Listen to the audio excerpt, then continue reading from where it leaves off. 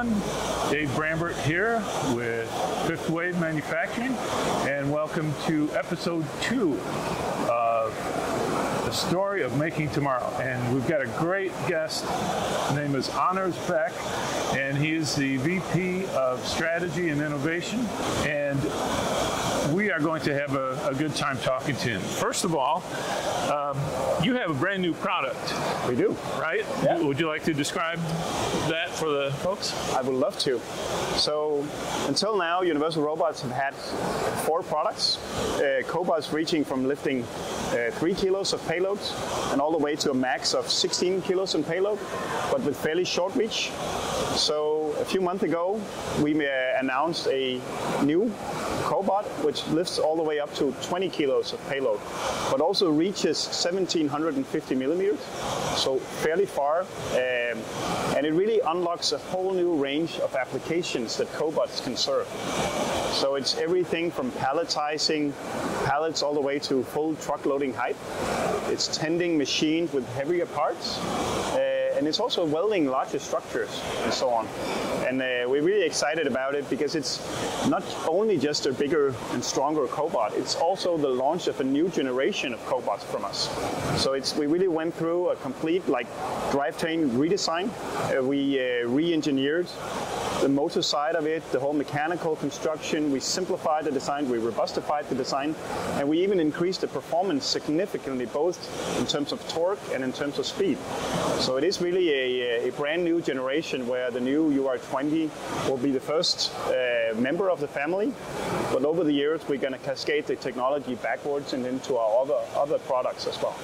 So, but we're really happy about it. It's been so well received, and just being here at the IMTS trade show, the reception has been phenomenal, and I mean, there's not an hour that goes by without a partner or a customer comes to us with a brand new idea about how this UR20 could also help them achieve new things. So it's really, really exciting to be here these days. Yes, and it's not difficult to find you. You are at trade shows all across the world, really. Yeah. So it's a very exciting time.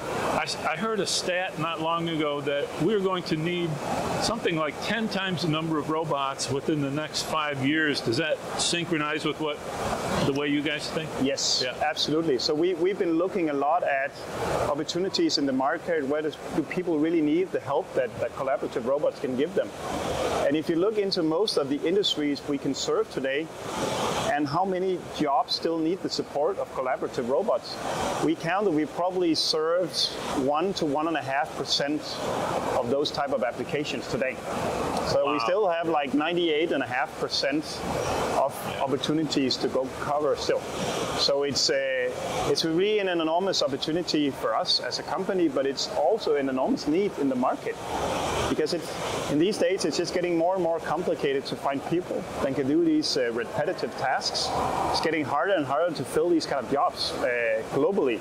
So it also really shows that there is a need for us to help and get way more cobots into manufacturing. Okay.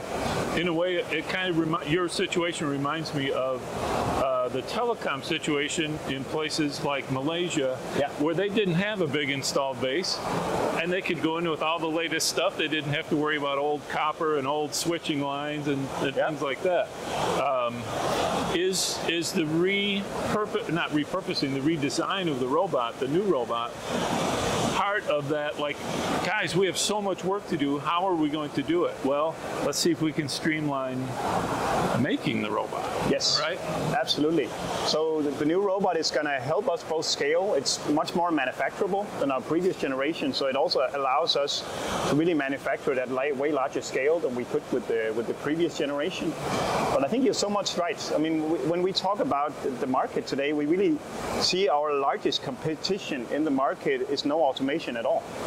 It's really it's getting to the place where all the manufacturers that actually do need support from automation, but probably don't know it yet. They don't know how to get started. It's still very complicated. It's a complicated ecosystem to get into. So we really spend a lot of time, a lot of energy on figuring out how do we streamline the whole process of getting awareness to the right people. How do we make it very, very easy to buy, to scope, to actually sort of accomplish these automation projects. And our new generation of cobots is absolutely gonna support that. We focus a lot on simplicity. We focus a lot on making all the hard things easier, right? Because that's really still the balance, the barrier we see with automation is that it's, until now, we've been good at selling to people that like to sort of experiment with technology, finding ways to get technology into the manufacturing.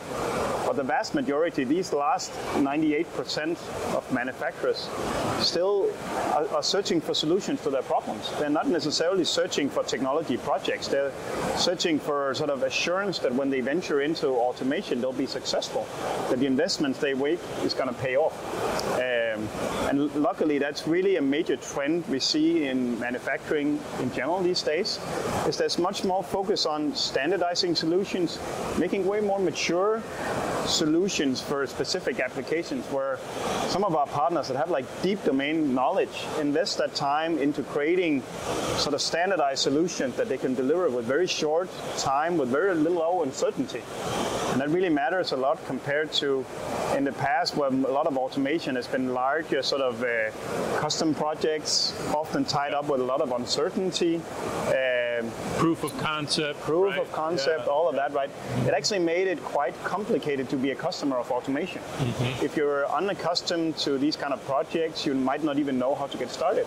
Yeah. And we really see that it's one of the biggest barriers for our customers to move ahead with automation is that they don't know what the next step is. They don't know. Yeah, and if you can present to them, you know, and as an aside, your coders are going to be very busy people, right? Yes. Because the simpler things get, the longer the code gets. But that, I think that's true of any easy solution, any easy to use solution. The complexity's back here where the user doesn't have to worry about it. Exactly. Right? So that's the environment that we're trying to do. And meanwhile, you guys are working night and day to try to provide that, and quickly. Yes, exactly. Yeah.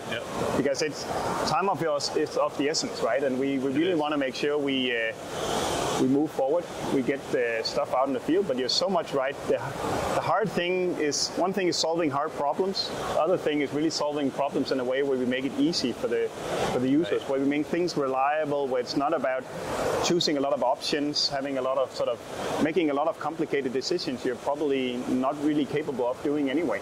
So it's, we spend a lot of time pushing stuff back to the engineers saying, well, that's great, try even harder, make it even better, right? Why do I need to be able to turn this on and off? It just should but be there and work, right? Yeah. And I think that's how you do any good tech product. I agree.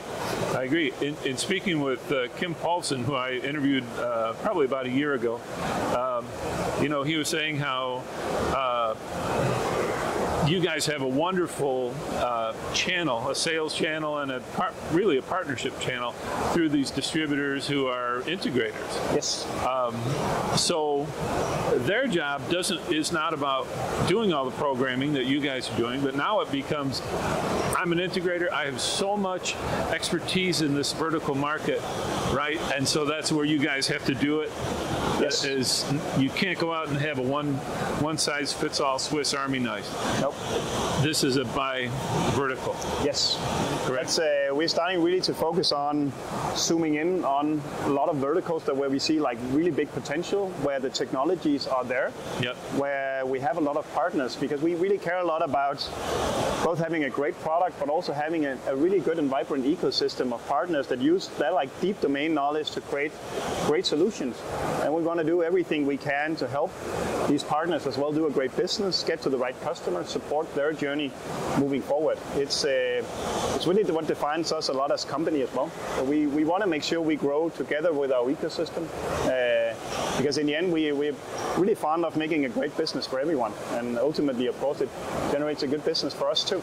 But all that deep domain knowledge are with our partners, are with our ecosystem. They have the access to the customers. They know exactly what the customers' needs are. So we spend a lot of time listening to that, but also figuring out, okay, how can we then help our partners, our ecosystem, to take that next step and dive even deeper, go where that may not be accessible to the classical system integrators today. Mm-hmm. A lot of manufacturing customers that need what we have aren't necessarily the customers customers of classical system integrators today.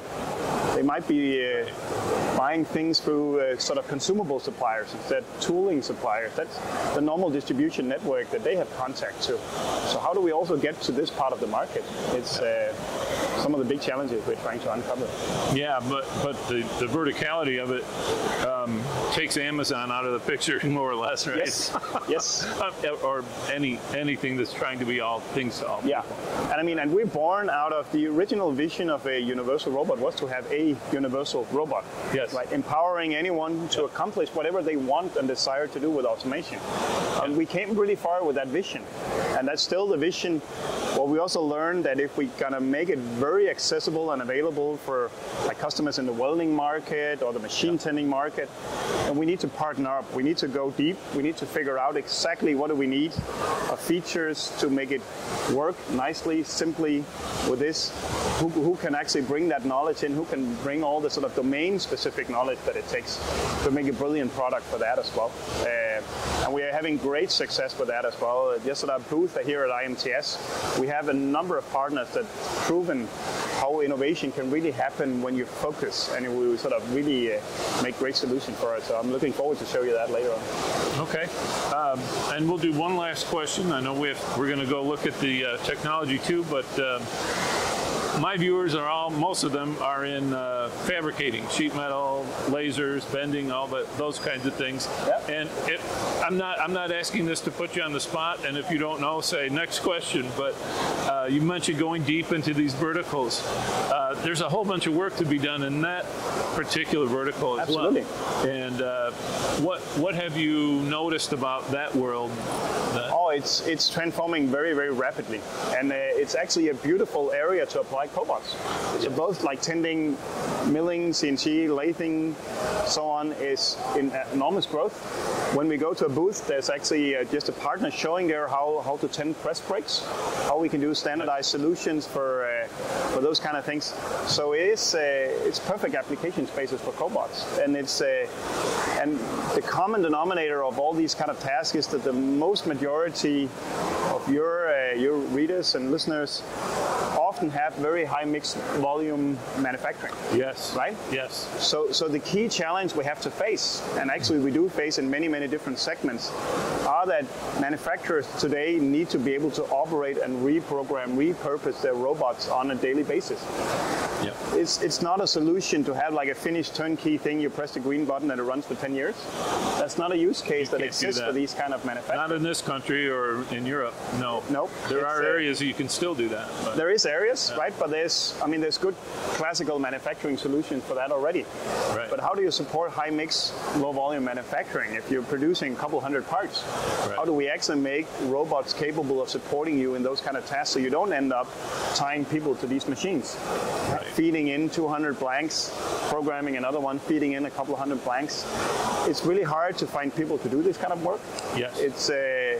It's also hard work to do. And when we look 10 years ahead, it's also going to be very difficult to find future workforce to be moving into manufacturing if this is going to be the type of jobs they're going to be doing. If the jobs are programming machines, programming robots, setting up manufacturing, moving to the next, that's actually jobs that you would find parents that would be coaching their children to go into. Absolutely. Right? Absolutely. Where on the other hand, if we don't change, it is going to be hard for us. So it's a transformation we must do to just make sure we actually can sustain manufacturing also in this part of the world. One last thing. We don't want to recreate wheels either. And I was picturing, as you said that, the control of a press brake, for example, and you have all the bends that are happening. Now, you take that same information and you can infer and draw from that. Now the robot has to do this bend, and then it has to do this other small bend. Yep. Right, that info's in there. Can you, ideally, you would be able to cut into that info and do that. Exactly. And we have a lot of robots doing that even today. Yeah. So it's a very, very good process. But it's also there where we have a great partner that's done that, where we need to dive deep, right? Really understanding that need of that customer segment, and how do we actually make like beautiful harmony between the advanced programming of the machine and the programming of the robot. Yeah. Right? So that's really hard to make a beautiful solution for that if you remain too universal. But that's also where we really commit ourselves to dive deep into the segments, work with our partners that have the great ideas, that actually often have good access to these small ecosystems that are around the machine tools, that are around the sort of channels to these kind of industries. And we hopefully provide a really, really good platform for them to build their business and have a good robot solution as well. It's all about the interface. It's all about the interface. It's all about collaboration. It is, yeah, for sure. Yeah, excellent. Well, we'll go look at some technology, but thank you for sitting down with us. You're welcome. Appreciate it. Yeah, thank you.